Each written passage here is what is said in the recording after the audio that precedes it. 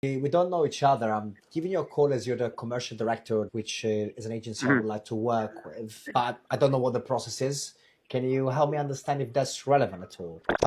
I get invited by directors. They've got a great team of consultants in place, but they see a couple of trends they don't like.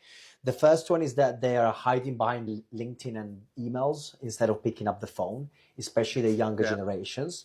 Or alternatively, they do make a lot of cold calls, but the quality of the objection handling is nowhere close where they initially thought.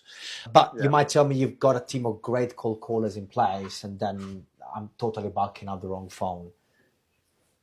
Well, we have our challenges.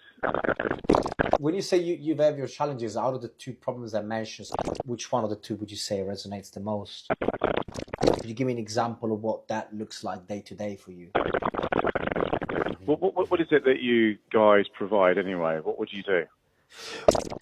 Would that sound like Yeah. something you're already covering all the bases for?